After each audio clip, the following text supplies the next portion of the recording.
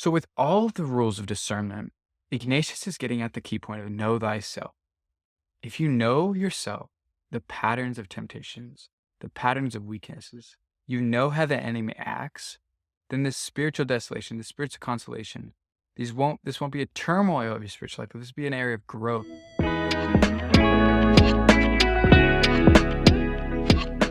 Discernment of Spirits by Father Gallagher. He takes St. Ignatius' rules of discernment and he synthesizes it very well for anybody to read.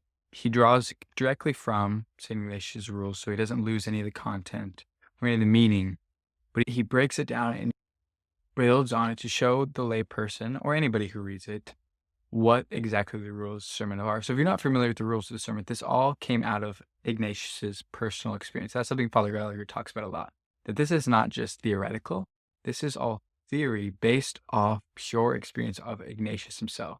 So if you don't know, Ignatius, during a time where he was resting in bed, was reading some different things. He was either reading or contemplating on things of the knights and chivalry, which his previous life kind of was focused on, what he was passionate about in some sense, or he was reading about the lives of the saints and life of Christ. And you notice that he felt two ways depending on what he was reading. When he was reading the things of knighthood and chivalry and getting the fair maiden, it was pleasurable to him, but he found himself after the fact kind of feeling empty. On the flip side, when he was reading the things of the saints and life of Christ, he felt fulfilled and peaceful and joyful after he read those. So this is the beginning, if you will, of his different discernments of spirits. A long journey with a lot of different things go into that. But so essentially the discernment of spirits they're looking at is your eyes to be open to the spiritual reality, because ultimately we are in a spiritual reality. We're mind, body, soul.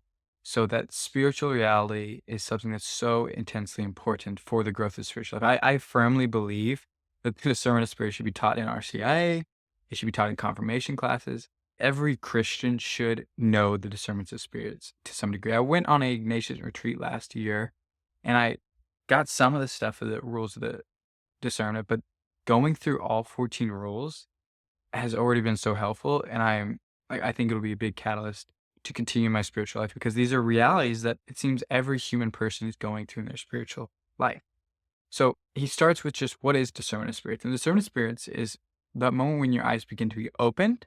And now once your eyes are open, you have to discern what you're sensing, what you're feeling, what is going on in your heart, in your mind, in your spirit.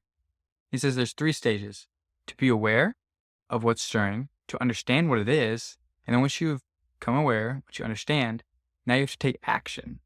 You have to do something with that information. You can't just stay in the being aware. You can't just stay in the understanding. You can be staying in that. You have to take action. And so he goes through the rules and he breaks down what each rule is about. So the first 2 rules are paired together. The first 2 rules are about how the different spirits act in the different people. So previously I had heard about Ignatius talking about the good spirit and the evil spirit, and I was like, that's annoying. Why don't you just say the devil? But I misunderstood. I didn't know. When he says good spirit and evil spirit, it not only encompasses, yes, the devil and the Holy Spirit, but it encompasses all the things that can build up to that. So, for example, the evil spirit's not only the devil and demons and the angelic side of that, it's also people that are negative influence. It's also your personal concupiscence. So that evil spirit is all those things that bring you away from God. The good spirit is not only the Holy Spirit, the angels and the saints, but it's also the communion of saints, your neighbor that helps you, your spiritual director, those good things. So those are the first 2 rules, are looking at that. So there's one person that's going away from God, and there's one person that's going towards God. He says from good to better. And he says in the person that's going away from God, the evil spirit will be your counselor, will be comforting and feeding into your desires and reassuring you of the things you're doing. Well, the good spirit will act as a gnawing or biting, a kind of an annoying pestilence to make you think, essentially. And on the flip side, if you're going towards God from good to better, the evil spirit's going to be that pestilence. It's going to be annoying you and biting you, saying, no, you shouldn't do that, or that's a waste of time, or, oh, you're not good enough, whatever it is. The good spirit is reassuring you. He will be your counselor. And then as he transitions to the 3rd and the 4th rule, he's looking at what spiritual consolation is and what spiritual desolation is. What does that look like when you're in the spiritual consolation? And it's important. He differentiates between spiritual and non-spiritual for both of these things. He said, in fact, there will be times where you're in non-spiritual desolation or consolation. For example, consolation. Consolation is a time where you're inflamed with love. You're drawn to joy, faith, hope, and charity, those theological virtues. This is a time where your heart is being lifted up to the heavenly things. He says there's also times where you're just in a non-spiritual consolation where you're having a good day. Something really good happened at work. That stuff's good, and that's a type of consolation, but it's non-spiritual consolation. Those things aren't exactly the primary focus of discernment of spirits.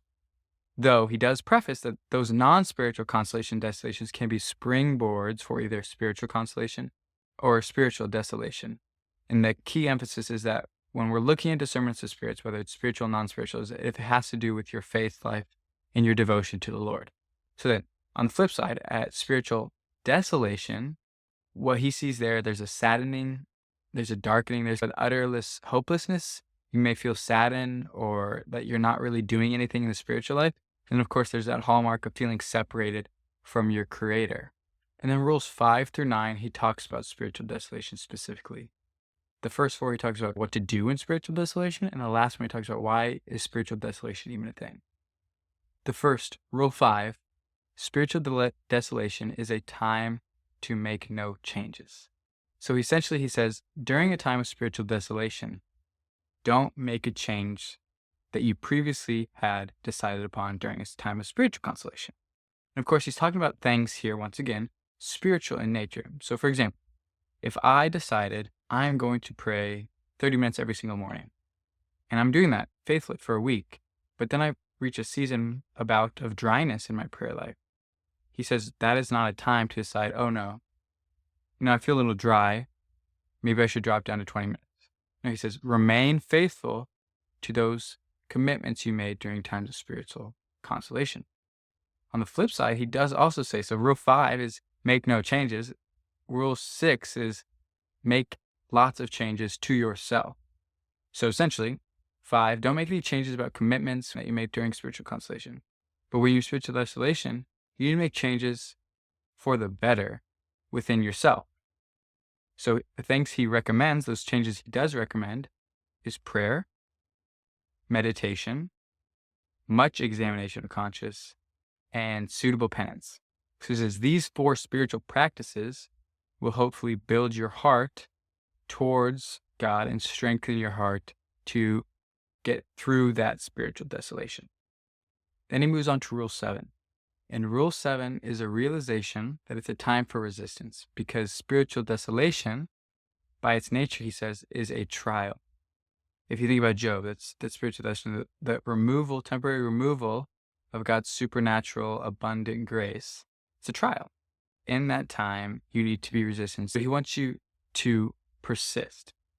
Essentially, he says that if you can, in times of consolation, resist spiritual battle, can resist temptation, he wants to show you that even in spiritual desolation, you can. So that movement from I can't do it to I can do it. And it's I can, not by myself, but it's I can, a realization that even if I don't feel close to God, I know that his grace is still there.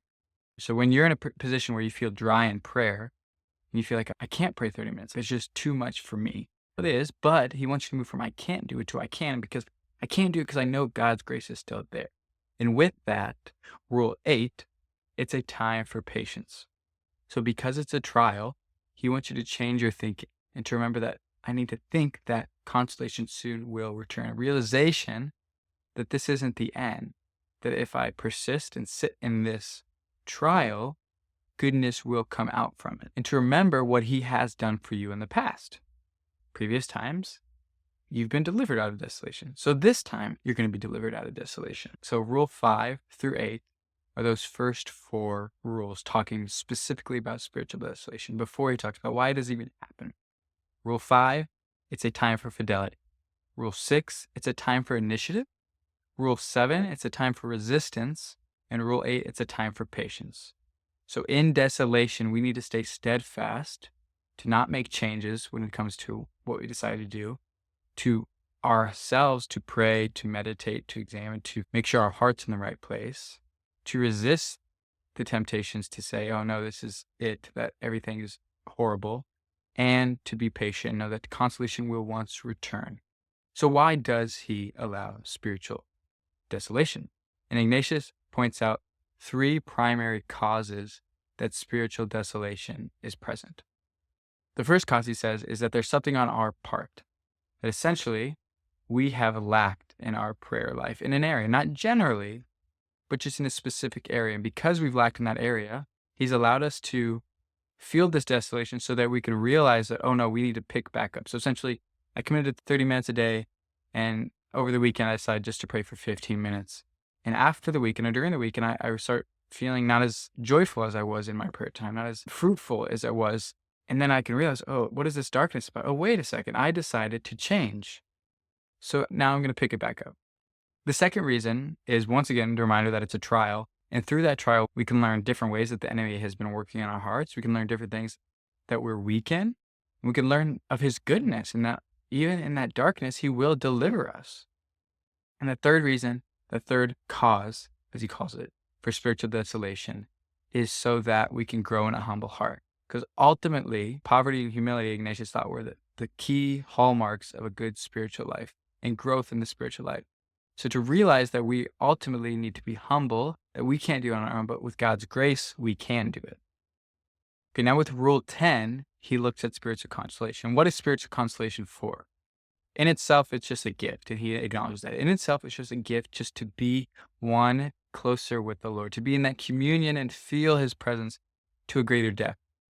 But it can also be a time of preparation. So he says it's a time to prepare. So in spiritual desolation, there's a lot of kind of steadfastness and resilience. But in spiritual consolation, he says, okay, realize we need to prepare. So he says some things you can do is you can meditate on the goodness and the truths of the faith that will help you persist in that spiritual desolation when it comes. We can petition for strength to endure that spiritual desolation when it comes. We can review these rules and make sure that we're familiar with the rules and how they typically work. We can remember those times that the Lord has brought us out of spiritual desolation and what that looked like, what we learned from that. And with that, he also says to remember the value of spiritual desolation, so that when we get to spiritual desolation, when it's not easy to remember that, oh, this is a gift. When we're in spiritual desolation, remember like, oh, wait, that spiritual desolation was a gift because it encouraged me and strengthened my faith and made my resolution more steadfast. He also says to plan for specific instances of spiritual desolation. So see those patterns and to act in according. So if I receive this spiritual desolation, I'm going to go to my spiritual director. If I start being in spiritual desolation, I'm going to review the notes. I'm going to have this plan set in part. Remember, Ignatius was a military man, so he was very much systematic, and he very much forethought of you need to plan, you need to prepare. Remember that be aware, understand, and take action. And often he wants us to take action beforehand. And that kind of leads to our next point. Rule 11 is to find the balance in spiritual consolation, spiritual desolation. Ignatius firmly believed that this transition, this fluctuation between consolation and desolation was just a natural part of the spiritual journey.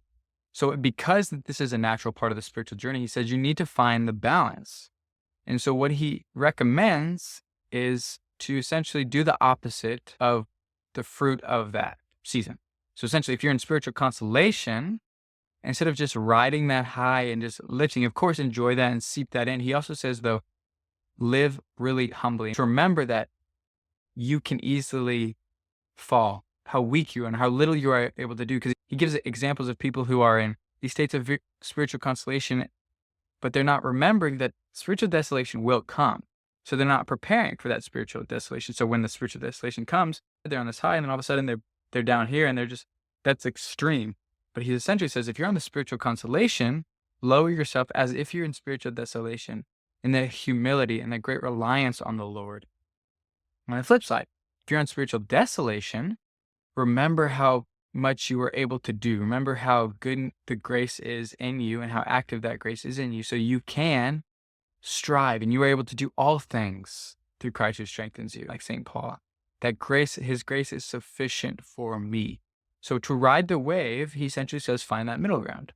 Yes, appreciate the seasons for what they are and sit in the season for what they are, but push yourself to stay more resolute in the middle. Because if we're constantly just riding up and down, we can only take so much fluctuation. We want to be neither naively high or despairingly low in those seasons. The next 3 rules, 12, 13, and 14, speak specifically how to essentially counteract spiritual desolation, because he does acknowledge throughout the rules that spiritual desolation is often a tool of the enemy to get us away from God. Yes, of course, God allows it for a trial and to grow and to learn and to be persistent, but that's only if we respond. If we don't respond well to the spiritual desolation, it will take us away from God. So, the next 3 rules, he gives metaphors that allow us to see how the enemy acts. So we're learning the enemy's tactics, because if we know the enemy's tactics, we can know how to go against them. So rule 11, essentially, the enemy will be weak if you are confrontational, but if you are weak and shy away, he will devour you like a lion. So in those instances where temptation starts coming in, or when those lies start creeping in, if you very quickly say, nope, that's not you, Lord, like in the name of Jesus, I rebuke that. I don't take those. I reject that. The devil will flee because he sees that his plan is not going to work. But if you start hearing those and start being ashamed that you're feeling that way, or let them fester, then the enemy's going to just keep piling them on. And he says it's really important to do it as soon as that first attack. Because if you don't do that first attack, that snowball effect is going to take, and it's going to be harder and harder to get out of that spiritual desolation. So resist firmly and steadfastly right away. The next rule is talking about how the enemy is like a secret lover. Essentially, the enemy thrives in secrecy. He wants you to stay divided from proper spiritual counsel. He'll suggest these things to you. He'll try to keep you isolated, and he'll try to make you so you don't tell anybody. Because if you tell somebody, you might be put in a box. You might be ashamed. There's examples of Desolation, of Thomas Merton, both on the precipice, both about to commit to their vocation, receiving the spiritual desolation, and feeling like if they speak up and tell somebody about their concerns or about their struggles, that the other person is going to essentially say, oh yeah, no, you don't have a vocation, and they're going to lose hope. So the enemy plants these seeds that, like, if you say something, it'll be far worse. But when you say something, he quickly will see his plan's not going to work. But the caveat, he says, it has to be someone who is a good confessor, or someone else who is spiritually aware of the agitations and the tactics of the enemy. So you can't just go to anybody, because if you go to anybody, they might just feed in and say, oh yeah, you probably don't have a vocation. Yeah, you're probably right, you shouldn't do that. But someone who's aware of how the enemy works, of these spiritual rules, can be able to speak into that. In both instances, essentially, when Desolation and Thomas Merton go to the spiritual person, they very quickly say, oh no, that's definitely the enemy. And both Merton and Desolation have peace, and that desolation just quickly fades. And the last rule, essentially, rule 14, says that you can stop it before it even happens. So the other 2 are when you first sense it, act. You either say something or you just shut it down. This rule said you can actually stop it before he even tempts you, before he even starts planning those lies. And this one says he acts like a leader of a group of bandits. When he's going to rob or pillage, he circles the stronghold and sees where the weakest points are. And once he finds the weakest point, that's where he attacks. He says the devil's the same exact way.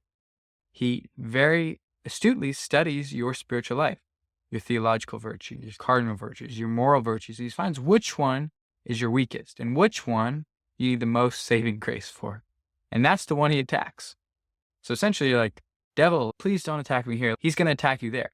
So Ignatius says, you know he's going to do this. He will attack you at your weakest point. So what you do is you go and you assess, what is your weakest point? Where are the areas that you need to grow? And then strengthen those, fortify those. If you really struggle with humility or patience, he says, do something that will strengthen you in that area, because when the enemy comes, he won't find that weakest point.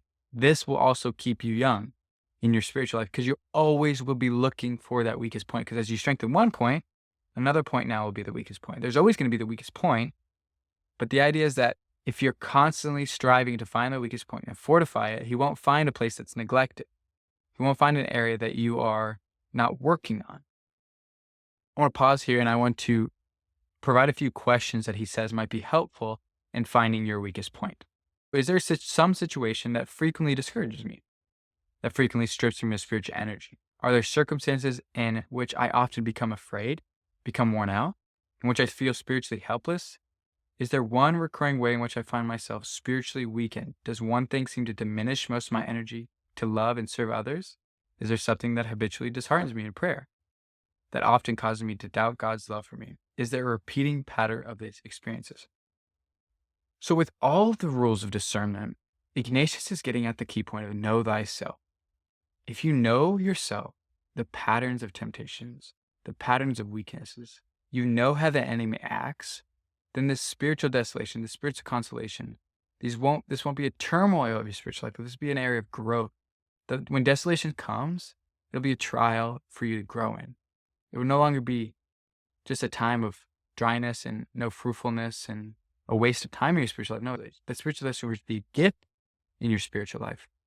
At the end of the day, the rules of discernment, he says, are to set captives free. That there's so many of us in our spiritual life that have no idea why these things happen, why I've been pursuing the Lord for 10 years and I still struggle to make a daily holy hour, or why I've been trying to pray the rosary for a month and I forget half the time. These areas where you feel like it just doesn't make sense why I still struggle with these things.